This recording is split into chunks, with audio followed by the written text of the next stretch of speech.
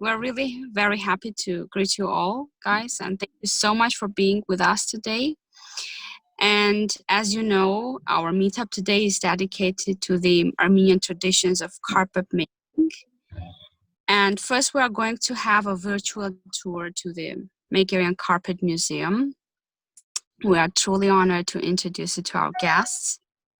So first of all, as I said, we're going to have a virtual tour to Megerian Carpet Museum and Factory, and the marketing director Karen Ayvazyan, and also the PR manager Galina Khachaturova will be helping us today. Thank you so much for being with us today.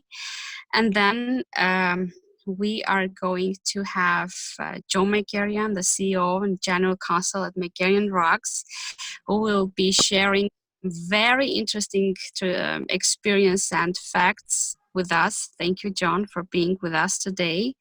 And we have a surprise at the end of the meetup, and the director of the gastronomy studio at Megerian Carpet Company, Setrak Mamoulian, us, but I'm not going to tell you about the surprise. You will enjoy it at the end of the meetup.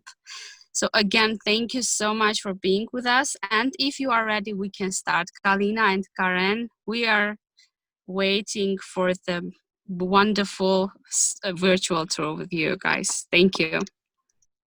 Hello guys, we're ready. Galina will start now. Hello. Welcome to the Megerian Carpet Cultural Complex. My name is Galina. I'm going to be your tour guide today. The company was established in 1917 by the grandfather of today's owners in New York City. Back then, Grandfather Megerian was involved with washing, selling, buying, and repairing antique rugs. During the time, the company was passed on to his children, and in the 1970s, they started manufacturing their companies in different countries, such as Egypt, Pakistan, Afghanistan, China, India, and so on. And then only in 2002, they came to Armenia, bought this company building, and invested their company here in Armenia. The company before us was named Haigor Union. They used chemical dyes and the Persian 1.5 knot technique, and they had 20 facilities, which were unfortunately closed. But when the Megerians bought this company, they changed the technique and the process of making rugs. They started using only natural dyes and the Armenian double knot technique, and they reopened all 20 facilities. So as you can see on this map, there are many facilities in different parts of Armenia, just like in Artsakh.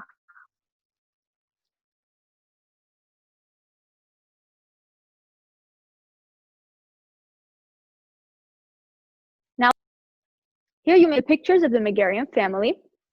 It would be better if John told you about the Megerian family himself. Continue.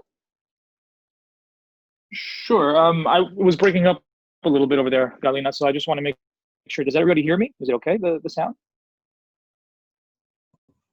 Yes. We hear you. Okay. All right, very good. Well, first and foremost, I hope everyone and their families are safe during these uncertain times, and it's good to, connect with fellow Armenians and to talk about some positive things from our past and our future. So I'm going to just give some information. In this picture, you'll see the Megerian family from back in 1909. In this particular picture, it's my father's grandfather, grandmother, their great-grandparents, all basically together in one picture. Galina, if you could just go to the three brothers, please. The picture with the three brothers, the Megerian brothers, will show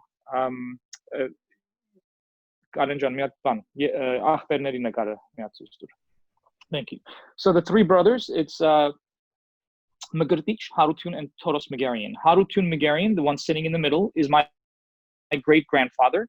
Back in the early 1900s, Harutun Megerian actually had traveled to New York City in order to initiate a new business plans and wanted to bring his family to New York in the early 1900s. When he returned back in the 1912, 1913, at that time, he, along with his younger brother, Thomas Megerian, which Toros Megerian is to the right of him, they both left Armenia and came to New York right before the genocide started. On the left, you will see Megerian. He was the first loss and death in our family in the Armenian genocide. Back when the genocide started, they had taken him as a Ottoman soldier, as you see his Ottoman garb he's wearing, and he was placed in the butcher battalion and was murdered right off the bat, during the genocide's beginning. Then after the genocide started, the great-grandfather Harutun Megerian returned back from New York, and at that time he had set up the first Megerian store in Manhasset, New York. Sorry, John. Yes, Maria, thanks. So if anyone is from New York or around this area in Long Island, the store was right on Northern Boulevard, across from the Macy's, where the Sleepy's used to be, and that was the first Megerian store for many years. When my great-grandfather returned back to Armenia, at that point, he saw that their houses were burned down. His wife and children were either murdered, displaced, or taken to another part of the world. So he had to basically start fresh. He left that area and went towards Lebanon, towards Beirut. And on the way, he had stopped at the Kelegian Borpanots. And from the Kelegian Borpanots, he found his niece, which he took with him and went to Lebanon. In Lebanon, he started a new family, and he had to remarry because he never found his wife and his children. And in Lebanon, my grandfather, Hovannes John Megerian, who I'm named after, was born in Lebanon. In 1946, the family returned back to Armenia when the lands were being repatriated. And at that time, my grandma and grandpa, which you see in the picture, Noemi and Hovannes Megerian, they met in Armenia, in Yerevan. They were neighbors in Zeytun, and they got married. And that's when my father, his brothers, and my aunt were born in Armenia in the 1950s and 60s. In the 1970s, the family immigrated to New York, and they were picked up at the airport by great uncle Thomas's family, who had continued the store and the family business here in New York that was opened in 1917. And once the family was reunited, my father and his brothers, they started to take the business to a different level by starting productions in different countries, including Romania, China, Pakistan, Afghanistan, just a few countries, to name. And my grandfather, John Megerian, Hovannes Megerian, the one thing he always told his sons were that, we've done a great job in creating businesses and giving jobs around the world. But he told my father and my uncles that until they return to Armenia and set up not only jobs, but preserve the Armenian culture and revitalize the Armenian rugs, he's not going to be content with what with what they have done. So taking that to heart, my father and his brothers went back to Armenia in the late 90s after the fall of the Soviet Union.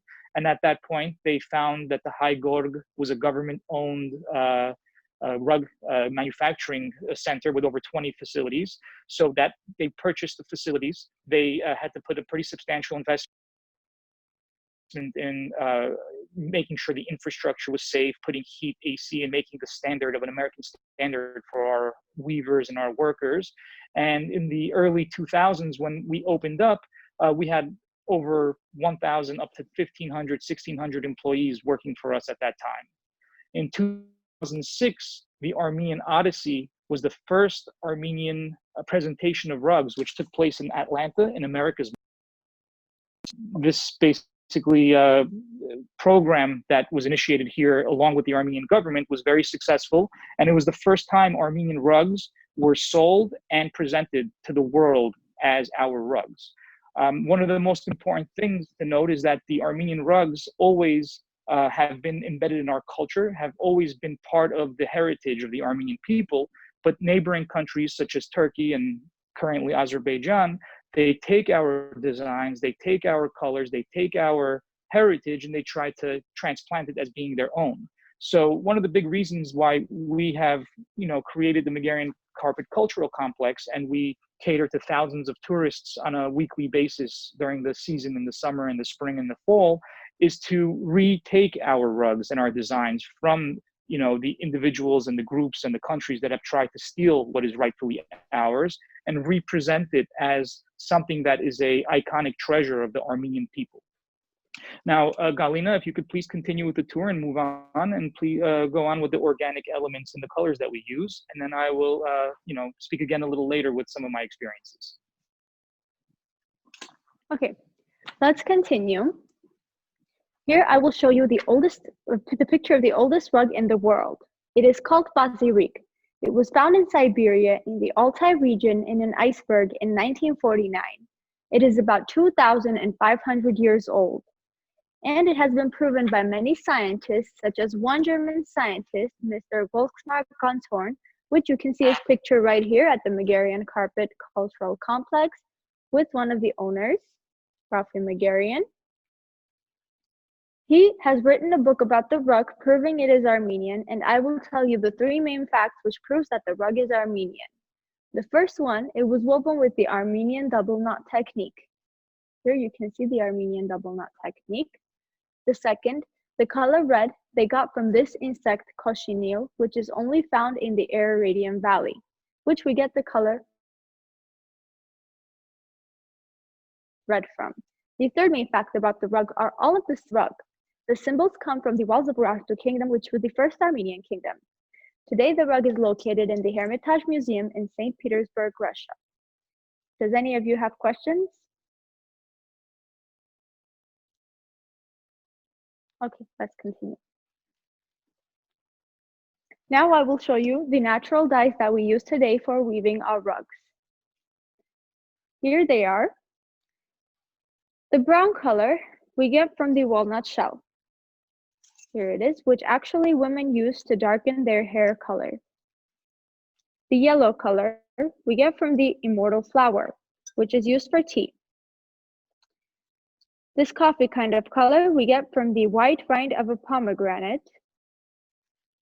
The red color we get from a plant, the root of a madder. It is also used during Easter time to dye Easter eggs. The blue color is the only ingredient which is imported from a different country.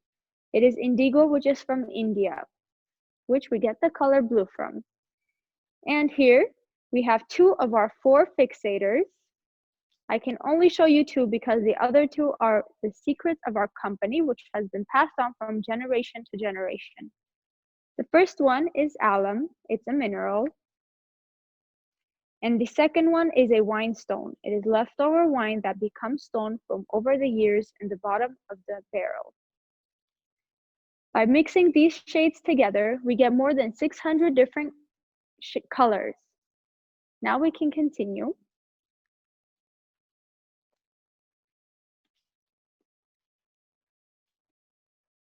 Here, I will show you the oldest rug in our museum. It is called Vaspurakan. It was found in Western Armenia in the region Vaspurakan, so it is named after that region. The rug is 400 years old, and on the rug you can see the huge difference between chemical and natural dyes. Because this part, the bottom, the side, and this little bit of the top, it has been repaired during Soviet Union times 70 years ago with chemical dyes. And as you can see, 70 years later, all of the chemical dyes faded, and this part still stayed with all of its 400-year-old natural colors. Now let's continue to the next rug.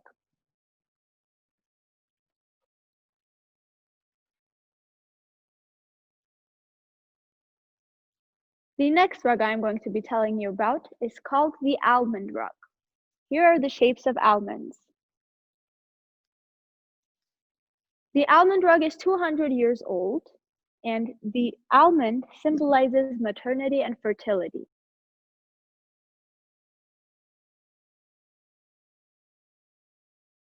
Inside, take a look at it.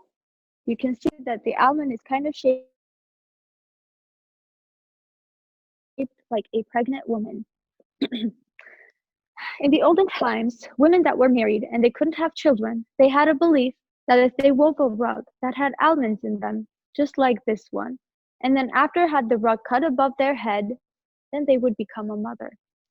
These kinds of rugs Rugs were also used as marriage gifts, or you can say ornaments. The rug is 200 years old. Now let's continue.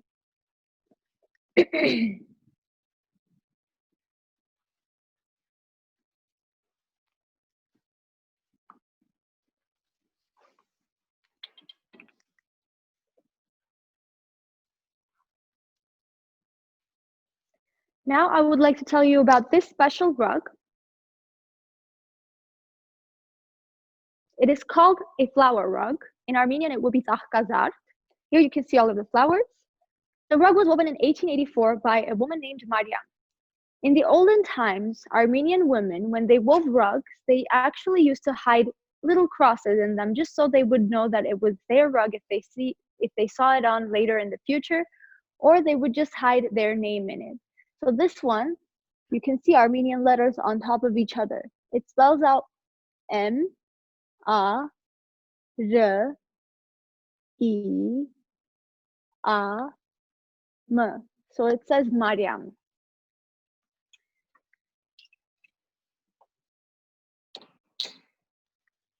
Now let's continue to the last rug. Unfortunately, since we don't have enough time, I can't tell you about all of the rugs, but I will tell you about this one special rug. The last rug I will be telling you about is called Vahan, which means shield. Here's a pattern of the shield in the middle. The rug story comes from the Armenian genocide. So during the genocide, a mother had a thought to split this rug into 2 pieces. Then she gave it to each of her daughters and told them, if you lose each other, then maybe with the help of the 2 parts of a rug, you can find each other again someday. 50 years later, the sisters found each other with the help of the 2 parts of a rug in New York City. The rug is 160 years old.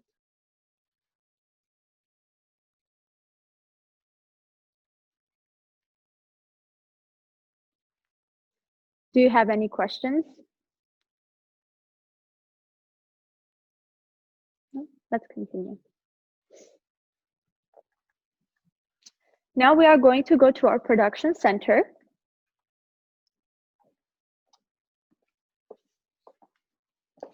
But before we go to our production center, I would like to tell you about the process we do after weaving. After we weave the rugs, we bring the rugs here to wash, brush, and shear. First, we would wash, then hang it to dry for a few days under the sun, and then we would brush with the help of this brush right here.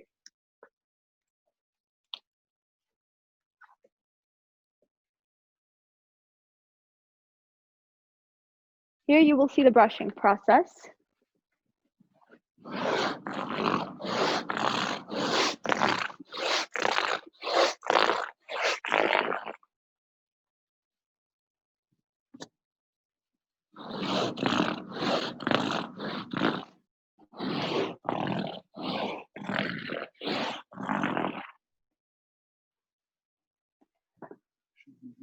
And then we shear with the help of this shearing machine, which you will see the shearing process also.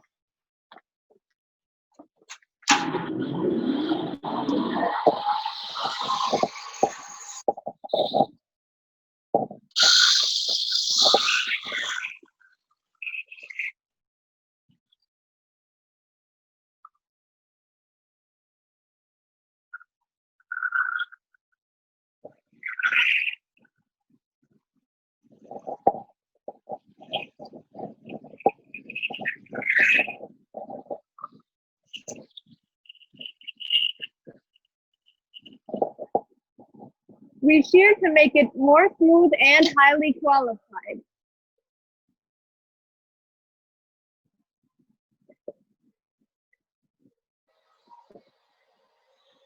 We shear to make it more smooth and highly qualified. Now we can continue to our production center.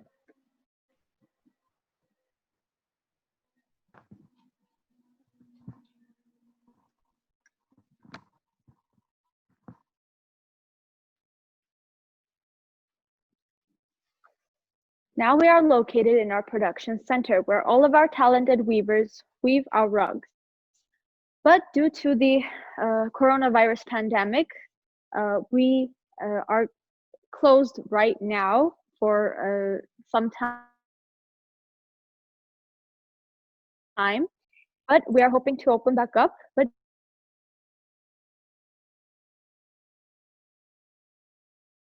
technique.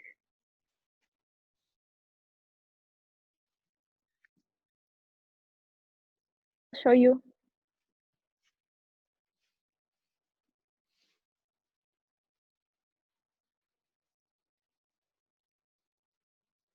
Okay. On my hands, I will show you the Armenian double knot technique, which is the technique that we use today for weaving our rugs. Here it is. As you can see, it is very strong and it does not come off. And if you come closer, I will also show you how we do the Armenian double knot technique on the loom. So as you can see, we have two threads. One is at the front and one is at the back.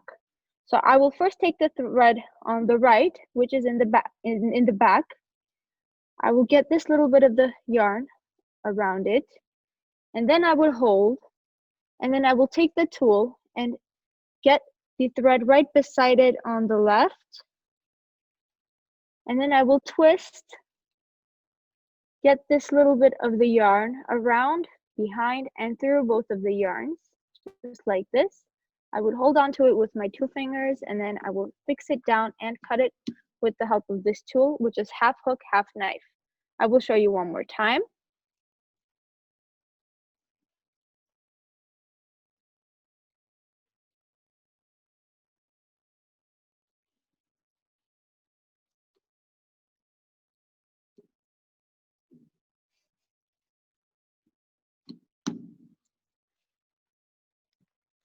Our weavers do this until they finish a whole row of weaving with the help of this map right here. The map contains the design and the measurements. On the map, you can see tiny little squares, which are pixels. Each square is one Armenian double knot. 1 square meter of a rug takes 30 to 40 days to weave, and it has more than 160,000 Armenian double knots. A normal size rug takes 9 months to weave. So just like when a woman is pregnant, it would take 9 months to form the child. So each time our weavers finish weaving rugs, and our weaver sometimes gets emotional. It's just like giving birth to their child. And if you come closer to this side, I will show you the largest loom in our factory. Here it is. On this loom, we have woven many rugs, and on the loom, we weave rugs up to 100 square meters. We have from 4 to 8 women working on it at the same time, depends on the size of the rug that they are going to be weaving. And we have woven many rugs on this loom, which have been donated or even just at embassies, parliaments, presidential palaces, and also churches.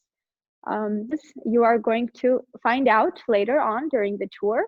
And actually, the Megerian family, they have a program where they and some sponsors, they make rugs on this loom, and they would later on give it to Armenian churches. So they have a goal to have Armenian rugs in every Armenian church in the world. So now we can continue. We will go to our showroom.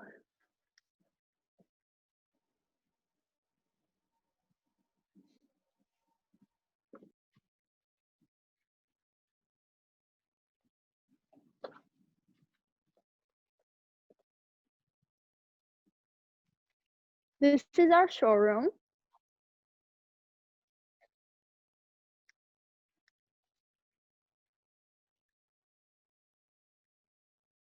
All the rugs that we sell here, they are all by factory prices.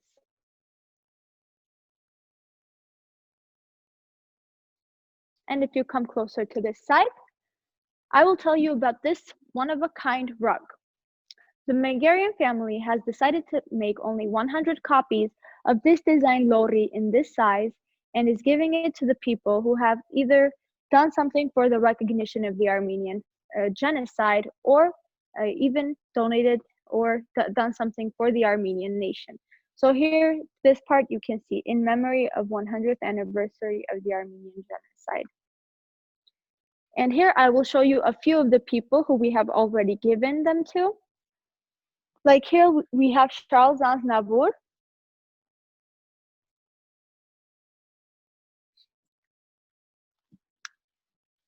And here we have Serj Tangian, who is an Armenian in the American rock band System of a Down.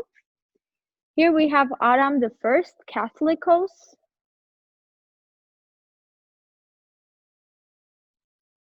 We have Pope Francis, who we have also given a rug to. John, would you like to tell them about your experience? Since John was there, he will tell you. Sure. Well, just to kind of expand on what Galina was saying, the Lori design rug is a special rug because it's over 500-year-old design. The rug was in order to capture that cultural phenomenon that comes from the design and to spread the culture around the world. Now, when our family decided that we're going to make just 100 of them, we wanted to choose the correct individuals. And in 2000, I believe it was 16, when Pope Francis had the Badarak in Italy, the Holy Mass, and he mentioned recognition of the Armenian genocide and how it was the first genocide of the century. That's when we reached out that we really would love to present Pope Francis with a rug for what he had done and what he has said for the Armenian people. When he visited Armenia in May of 2016, June of 2016, at that point, we had the honor of meeting him with a small delegation, and it was a real remarkable experience. Obviously, I've met many foreigners, all of the Vehapars in our church, but Pope Francis really struck me as a very genuine and very loving person. From a position of power where he is the Pope of over 1 billion Catholics, the first thing that really affected me was that when he walked into the room, there was only maybe 10 or 12 of us. The first thing he did was when he shook our hands, he put his head down and bowed. And you don't usually see people in a position of power doing this. And to see someone as influential and powerful as him, showing that he's just a regular person, it really shows how each and every one of us should live our lives. Now, during the meeting, I had the opportunity to tell him through an Italian translator the story of the Megerian family and about how we returned to Armenia to create jobs and to further the culture. And he was actually very interested and asked, plenty of questions. But one thing that he promised was that the rug, when he did take it back to Rome, that he was going to have it displayed in the museum in Rome, and it was going to be basically a gift from the Armenian people to Rome, to the Italians in the Vatican. So I haven't been back to Rome since he did visit, but I'm looking forward to see if he did, put the rug in the museum. But it was just a real remarkable experience, and to have the opportunity to further revitalize what's rightfully ours, and to have such an influential person not only hear about but also tell the story of the Armenian people, it was something that was very special to us. Among the other individuals that have been recipients of this rug, every single individual has been someone that really has done a lot for the Armenian people, whether it's, Vehapar, Aram Vehapar. He also, when I was lucky enough to do the tour for him personally, when I was in Armenia, my family and I, we live in New York, but we travel to Armenia all the time. And just hearing the questions that he was asking, and the fact that, you're able to educate and able to give additional information about our history to some of these very notable, very smart, intelligent Armenian figures, it really was fulfilling. One experience I had also, which was actually one of the most fulfilling experiences, was when Garo Paylan, the Turkish parliamentary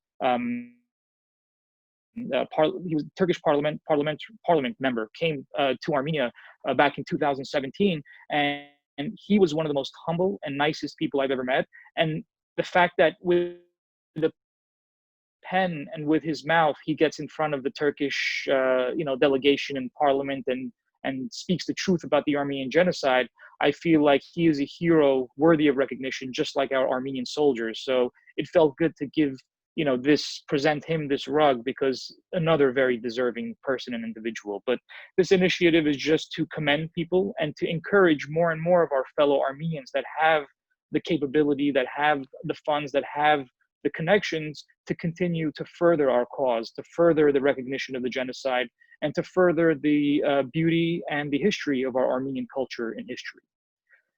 Now, Galina, you can please continue with the next part of the tour. Okay, yeah, we have some designs over here. You can take a look. Like this one over here, it is the Artsakh design, and all with natural colors, as we've said.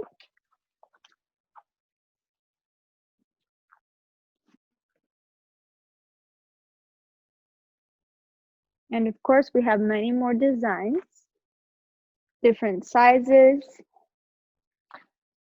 and all sold by factory prices. And here we actually have photo shoots with traditional Armenian clothing.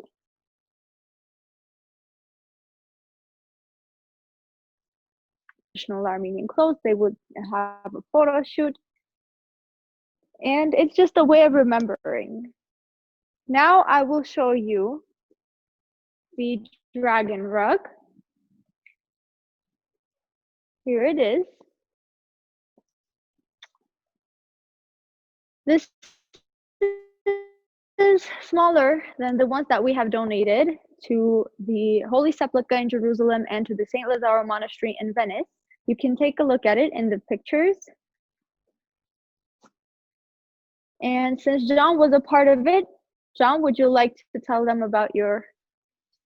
Sure. I mean, basically, the initiative with donating rugs to Armenian churches is something that is very dear to our family, and one of the main reasons why we decided that it is important to have Armenian rugs in Armenian churches is because, like, for instance, in Ganzasar in Qarabağ, one of those churches in Qarabağ that we had visited, along with the sponsors that are friends of the family, we noticed that there were either Persian or Turkish designs and rugs sitting in our Armenian churches. Now, from the standpoint of trying to establish and prove to the world that Qarabağ, Artsakh is actual Armenian lands, the first thing that is the first line of proof is the Armenian churches. And when you go into the Armenian church, you want to make sure that your Armenian rugs are also displayed, because the culture, the church, the religion, it all ties in to give us the historical thousands of years of background that we have. So through this initiative, and sponsor families would sponsor a particular rug, and they would choose a church, and on the rug they would have inscribed their family name, any kind of inscriptions that they would like, and we would actually have a ceremony at the church where the rug would be presented, it would be prayed on, and it would be basically a celebration of the new Armenian rug with old designs from hundreds of years ago that are being reintroduced to our old Armenian churches, which are centuries old. One of the examples where our family really, was proud to be able to do this was at St. Lazaro Church in Venice. In the 101st anniversary of the Armenian genocide, we actually were able to partake in not a celebration, but a mass and a remembrance of the genocide. And on that day, we presented a Vishabagorg Armenian dragon design rug to St. Lazaro Monastery and the church. The church, on that rug, we inscribed the names of my great-grandparents, my grandparents, Hovannes and Noemi Megerian, and just to have our family remembered in a way, and also had an inscription that said it's in memory of the 100th anniversary of the Armenian genocide and all the martyrs of the genocide. Now, the significance of this is that, for instance, in Italy, in St. Lazaro, you might have thousands of tourists, not only Armenian, but of different cultures visiting. Now, one thing that we did ask is that when they do the tours, they do explain that this rug is of Armenian origin, has been manufactured in Armenia, and it's based on a design that was thousands, not thousands, hundreds of years old. And in this way, we can continue to spread the Armenian culture to not only fellow Armenians, but to, all of our fellow different countries and foreign countries, so they can really understand the depth of the Armenian culture. We also had the opportunity to visit Jerusalem, to visit Jerusalem, Israel, and Palestine, and we did a family pilgrimage where again this special Vishapgor was made specifically for the altar of the Church of the Holy Sepulchre, where Jesus' tomb lays, and where Jesus' tomb is found today. And along with Karen and our family members and a group of our extended family, we were able to visit all the holy sites, and we also participated in a special celebration of unveiling this rug in the Church of the Holy Sepulchre, with the same idea that we put in inscriptions of different family members, our great grandparents, the names of the individuals that you see in the pictures that we saw, paying tribute to who the people were that started this journey for our family. But more importantly, it's to ensure the Church of the Holy Sepulchre, where the Armenians actually control, I believe it was about 30 to 40% of the church, the foreigners that come and visit, they will realize that Armenia not only has been a culture and a country that has existed not just since 1991, but has existed thousands of years.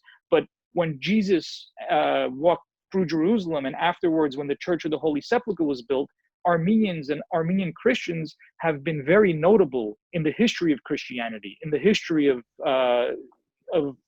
the Christian religion.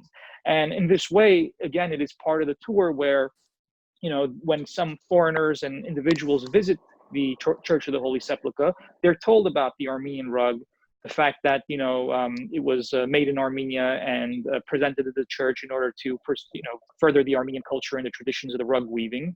And we find that the more churches in the world that have an Armenian church with these Armenian rug with these inscriptions, the more rich our church becomes.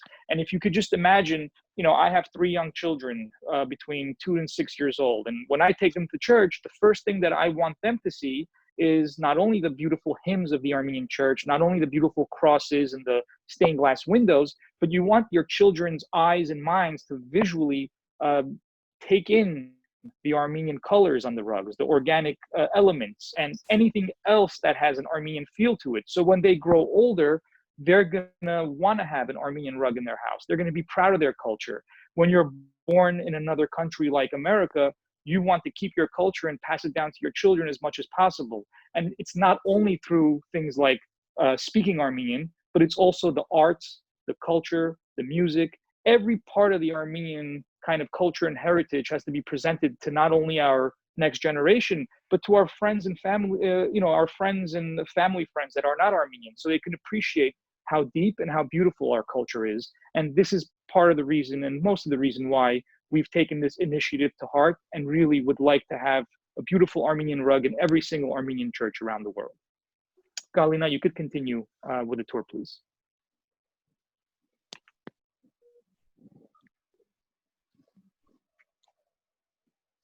Now we are located in our restaurant/event hall. You can take a look. Our event hall we can make as large and as small as we would like with the help of moving these carpets around. So we can hold up to 500 to 600 people here. And one of the some of the events that we have had here is our weddings, corporatives, birthdays, anniversaries, and also some delegacies and delegacy dinners. One of the events that I remember is from Francophonia. All of the first ladies, they came here, and the Francophonian countries, from the Francophonia countries, they came here and they had a nice dinner and event, and then they also watched how Armenian traditional bread lavash is cooked from the restaurant. You can see. We have our underground ovens, and they also tried making one themselves. So here you can see some of the pictures on the screen. In a second.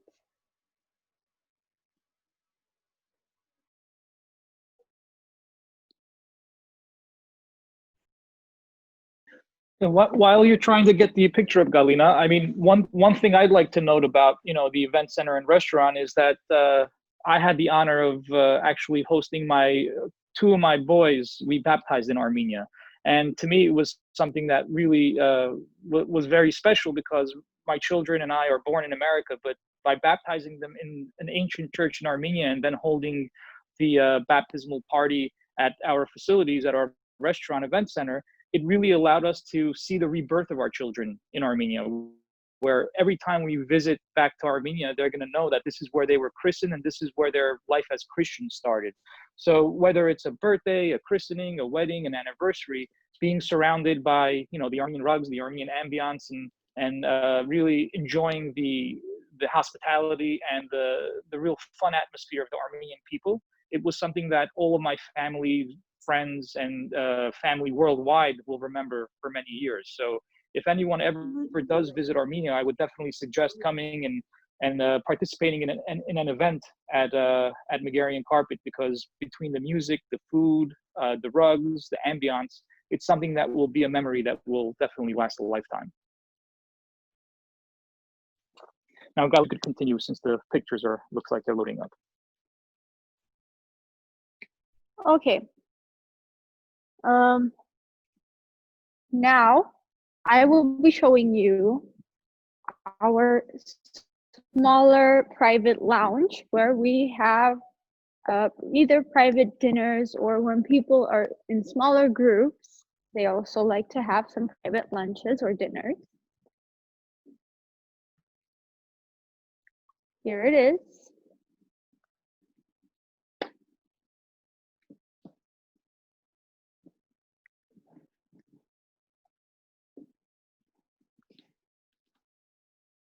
So you can see that we have Armenian air-eating cuisine here, and you can see that it is very atmospheric. It's just like our Armenian traditional atmosphere.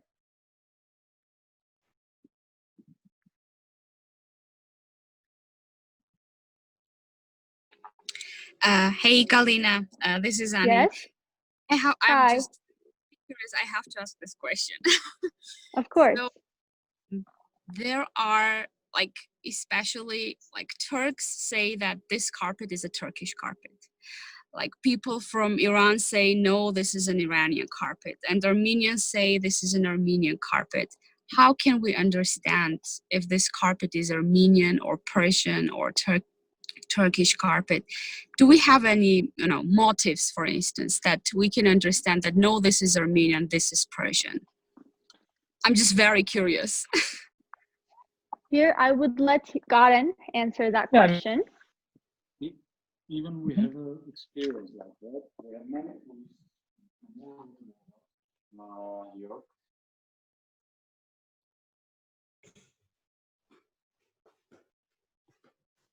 Even from Peru, even from the Persian, I don't know, even Azerbaijani, when they trying to save all this carpet in the world, it's Iranian, Turkish, or Azerbaijan. But when you look on the carpet, you will find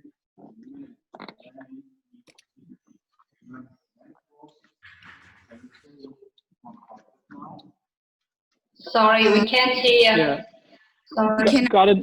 Garen Zaynet Lapchilasum, if you want, you could show the rug, but I'll kind of give some information. So basically, there are many different motifs which show the Armenian design. Obviously, one of them is, the church, the cross, which is predominantly Armenian. There are certain rugs that actually have the apostolic Armenian cross in it as well, which is even more proof of the fact that it's an Armenian rug. If we can talk about for hours all the different designs and motifs that the Armenians have used, but one of the things I like to explain, being attorney and having the background in law, is that the Armenian genocide is actually one interesting way of proving that a lot of these rugs are our Armenian rugs and designs. When the Armenian rugs were woven during the Ottoman time, the genocide, the map of the genocide actually shows how every time the genocide moved from a different village to a different town, the history of the rugs that were woven in that town were finished. So you'll see Armenian rugs with the special motifs, the special designs woven in the 1800s all the way up until 1915. And then starting 1913, 14, 15, 16, 17, you'll see that the rugs that were woven in certain regions like Van or in Ani or any of the old Armenian cities, all of a sudden they stopped production. Why? Because the Armenians were displaced, the Armenians were murdered, and no longer were existing on those lands. So the Armenian rugs actually stopped. And when you draw out the map of how from village to Armenian rugs stopped being produced on certain dates, you can see how the Armenian genocide was perpetrated and how you could map out how the Turks went from different regions to different regions and actually perpetrated the genocide. Another one is the Bazarik rug. The Bazarik rug, which Galina talked about a little earlier, it's the oldest Armenian rug, or the oldest rug found on the earth. And it's at the Hermitage Museum of years ago. But in the rug, there's designs and motifs that are the same as the castles of the Urartian kingdom. The Urartian kingdom is proven to be from the Armenian times and under Armenian control during the Armenian kingdom. And when you see the same border from the rug that was used in the walls of the kingdom and the castles, that's one other strong proof. The Bazarik design also has the crosses. It has the Vortan Garmir, which is another sign that it's from an Armenian rug, because the Vortan Garmir was used by the Armenians, the conichial worm. So within all of these different designs, specifically the dragon design, the lorry design, all of the motifs and all the nuances within these rugs all have their own meaning and history. And the fact is that the other countries that are trying to say that these rugs are theirs, some of them even have Christian crosses in it. Why would, a Muslim community or Muslim country create Christian crosses and not just a T-looking cross, actual apostolic designs on it? There's an overwhelming amount of evidence that the rugs are Armenian. And a lot of these rugs that were woven in Persia with Armenian designs were actual Armenians that were weaving them in different areas within the countries as well. So the weavers all were predominantly Armenians. And it's not to say that the Turks or the Persians did not have rugs. They had rugs, they had designs, and you can see the distinct difference between them. But when they try to take Armenian designs and now make it their own, that's when all Armenians have a responsibility and a duty to learn their rich culture and tradition and be able to explain to themselves and to others why these rugs are actually Armenian. Okay, understand. Yeah, thank you so much. I hope that answered your question. Of course, thank you so much. So we can say so that the colors also are different, right? I mean, everything is different, and also the colors, like you mentioned, Vortan Garmir, for instance. So I guess Vortan Garmir is only used for Armenian rugs, I guess, right? Am I correct or not? Yes. We currently do not use it now because we don't like to use worms or live animals to make colors. But all the organic elements that are utilized now are all from different types of vegetables or plants from the Armenian Caucasus and the Armenian highlands. Now, when our family was manufacturing rugs in Romania, for instance, or Pakistan or China, we would tend to use different elements from within the countries because A, the weavers in the country have a different style, and B, it's cheaper to buy from within that country, different elements. So the color palette, let's say for the reds, would be totally different on Armenian rugs because it's actually using vegetation from the Armenian highlands and from the Caucasus. So the Armenian colors are very distinctive. The reds, the blues, those strong colors in the antique Armenian rugs are distinctive in terms of really being able to pick the difference between Armenian rugs and non-Armenian rugs. And, I invite all of you either, to Megerian Carpet in Armenia, or if you're in New York, you could always visit our showroom right off 5th Avenue on 30th Street, where we have a display of a lot of different new and antique Armenian rugs. And we could go in a little bit more detail, and I'll be more than happy to show anyone who wants to stop by the differences between, those rugs and our symbols and how our motifs differ from everyone else. But you can be very comfortable and confident to say that it's a very distinctive and unique style at the Armenian rugs and the color you have. And that's something that is not only proven by Armenians, but the German, the Bazarik rug was actually proven by a German writer and German scientist that it was made by Armenians during the Armenian kingdoms, and he attributed the rug to the Armenians as being the first rug to have been woven that still remains in the world today. Sorry, I have a question. First, thank you for the interesting information. And what about Artsakh carpets? They are well known, and how different are they? What are the specific elements we can find out and to know that this is Artsakh carpet? Well, the Artsakh carpets, traditionally known as more Karabakh carpets, always had a more floral design and floral motifs. A few of the different rugs today, notably the one where Galina talked about the Mariam and the 1884 date, that was Artsakh Karabakh carpet, and you would have noticed that it was all a floral motif.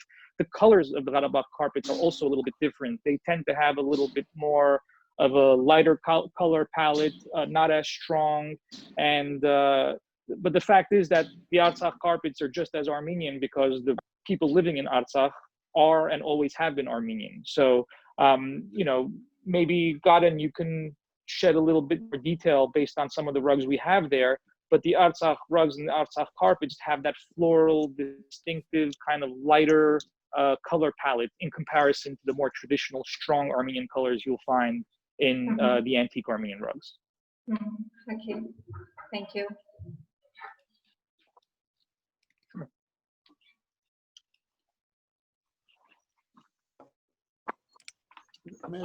I'm here. About Artsakh carpet, yeah, you asked about. Just a second, I will show you Artsakhian carpet now. Artsakhian carpets, it's usually more flowery carpets or very geometric carpets. For example, this one with huge cross in the middle, look. Yes. This one is Artsakhian carpet. And now I will show you totally different carpet, which is also Artsakhian. Just a second. I'll try to do very fast because Mamulian waiting us. We don't have enough time. Okay. Second. Thank you. I'm running now. Sorry. Look on this carpet. This also Artsakh. Yes, flowers. Yes, thank with you. Flowers, with roses. And also dragon carpets also. We have dragon carpets from Artsakh. This one calling Jurabert, look. This also from Artsakh region. Again with crosses, look on the crosses. And look on this part. It will look like this.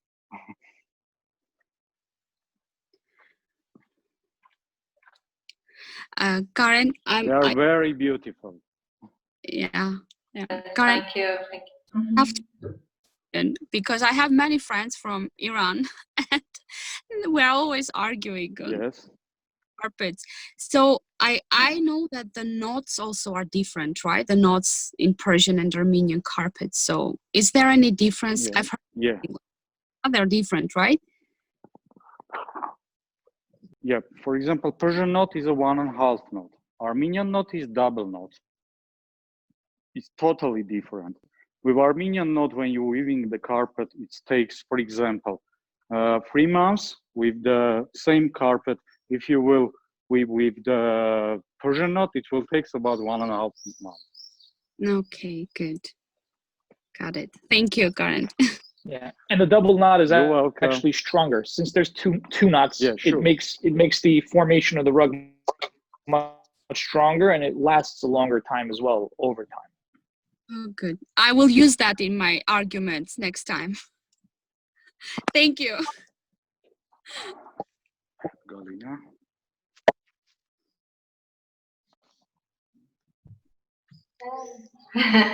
This is our chef, Sagrak Mamoulian. He is the most famous chef in Armenia, and he is the best. Today he's going to show you a master class on how to make.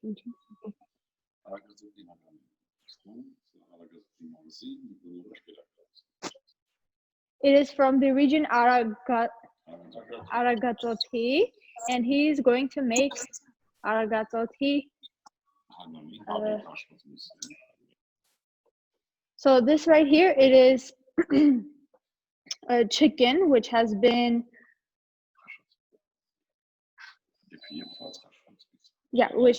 okay, I think cha. This is arganak, which is the water from where we boiled the chicken. So it is the chicken water, and this is the chicken which we boiled.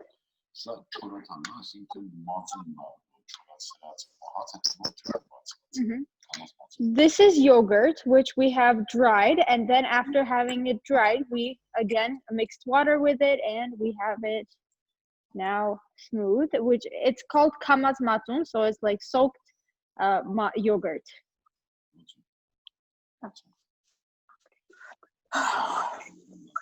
So soaked matun. This is sindrik. It's wild animal greens.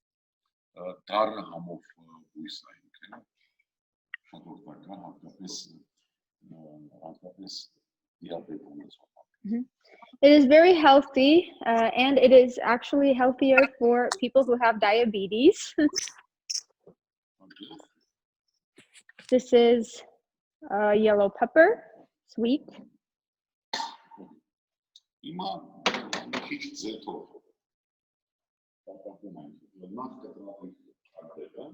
Okay, now you're going to start cutting the pepper.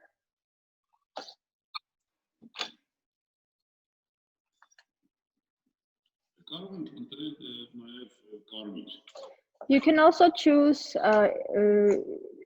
besides the yellow pepper, you can also choose red pepper. You're going to cut it in not small pieces, like larger pieces, like these. You're going to add oil in this pan, and then you're going to start frying the chicken.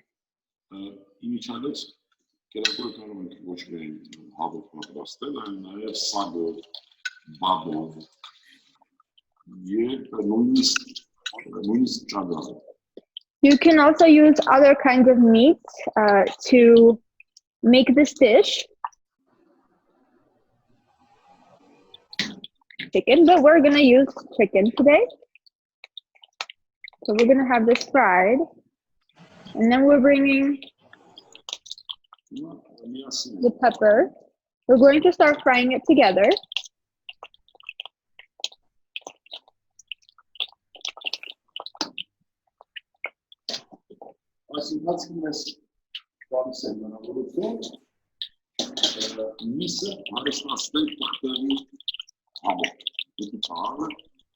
So now the meat, you're going to add for salt. And so now we're going to give the meat some of the pepper paste. This is black pepper he's adding right now. Red pepper.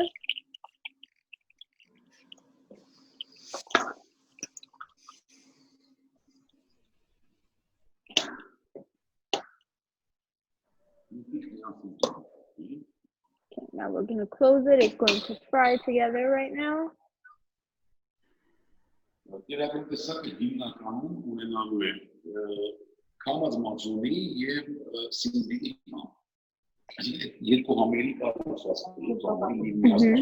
The main taste of the dish is going to be the kamat matson, the soaked yogurt, and the singrid.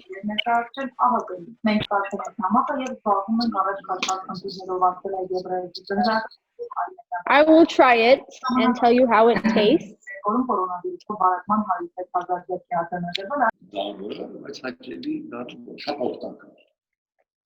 It's not sweet, but it's very, very tasty, to be honest. I'm sorry, what is stand? What is? Could you please Sorry. repeat your question? I didn't understand what is the herb you are talking about. This one? Yes. It's called singrid. Singric. Singric. Sorry. Singric. It's called singric. It's a very wild green where animals actually use it to eat it.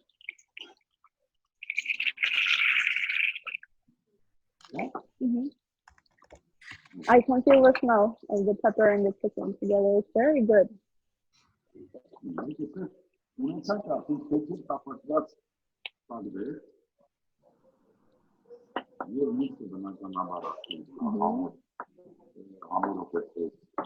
So now they are fried. Now we're going to add the soaked yogurt, kamatmasa.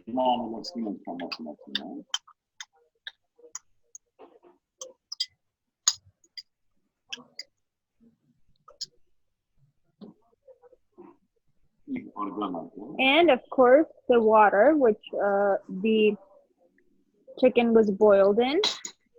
And we're going to make our own sauce.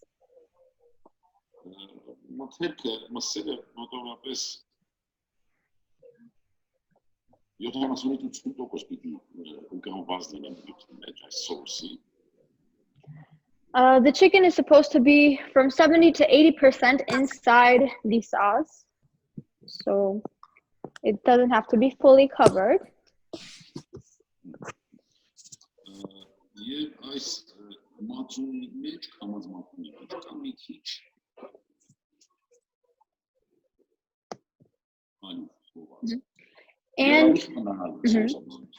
And in the kamatmatsun, which is soaked yogurt, we have added a little bit of flour, which once it's going to, well, it's frying, but once it fries a bit more, it's going to become just like a sauce. It's not going to be this watery, it's going to become even more tight. Here, the chef will try and tell you how it feels. It's very good, he says.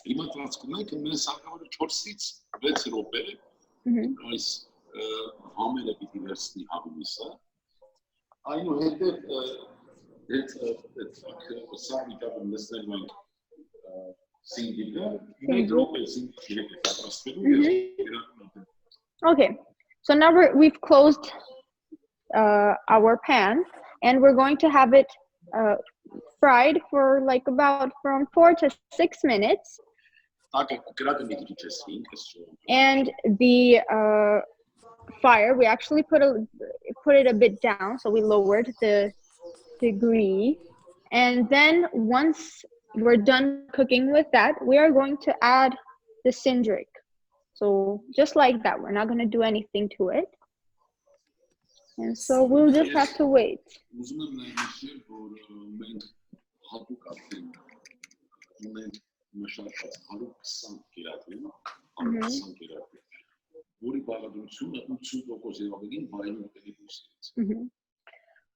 So our chef would like to note that we already have 120 recipes from Armenian cuisines, from which 80% or up, it is all from wild greens or wild vegetables and wild eatable plants.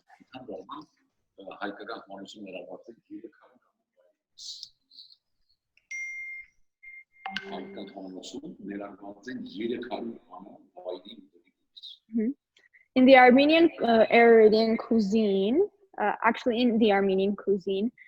we already have 300 wild plants Այս տեղեկությունը հենց մեր կազմակերպության հաղորդության ուսումնասիրության արդյունքում է։ Ես ուզում եմ նշել, որ դուք հիմա գտնվում եք քվարական կազմակերպության հենց բազային ռեստորանում, որտեղ որ հավաքույթը իրականացվում է եւ ներկայացվում է։ So where we are right now, this is where we are. It is right in front of the Megerian Carpet Cultural Complex, so it is a part of it. This is where we also have some private events, and we also have a cooking class for people like different people come and join, and yeah. Cooking class, master class. Cooking classes, master classes. Yeah, where we make it all together. And when we also have like children who come here and they have classes, they take classes with our chef, and then in the end they would like make food and then give it to him to taste, and he would tell them how good it and what needs to be changed. Եվ այդ շոուից հետո մենք ամեն կերակուրի սերտիֆիկատ ենք նաև տալու մեր հյուրերին պատրաստման եղանակով, որը կարողանա նաև տան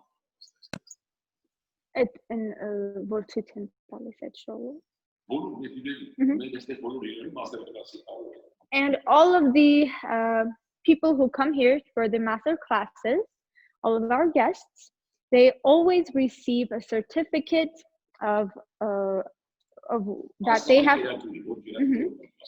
have done some kind of a recipe. It depends on which recipe they do. So if they do like receive a Tolma certificate, if they do a different recipe, they would receive like a different recipe certificate. So it is actually very fun. Yeah. Շնորհակալ ենք շատ, պարոն Մանուկյան։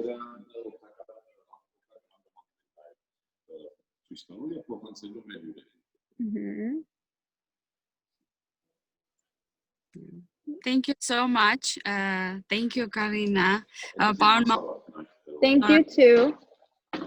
Since we are going to switch to the Armenian, I guess we will have the meal cooked in the Armenian, version of the meetup. And before we quickly switch to the Armenian, our student participants have welcome to.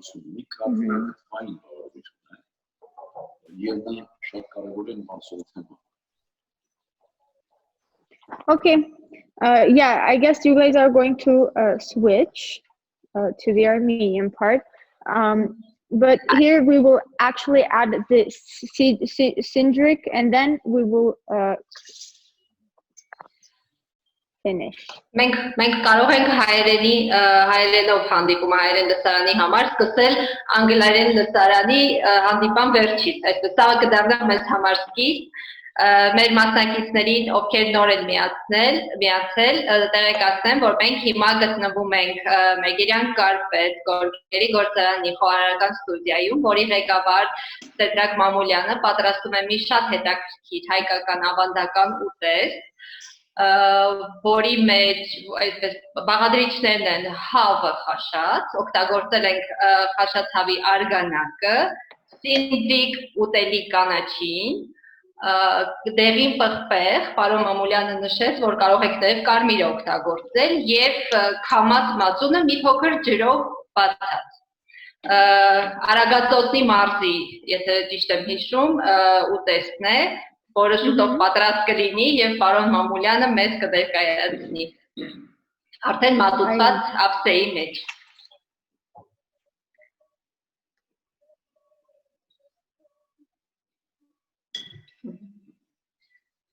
Որից հետո, արդեն անջատել ենք եւ Now it is ready.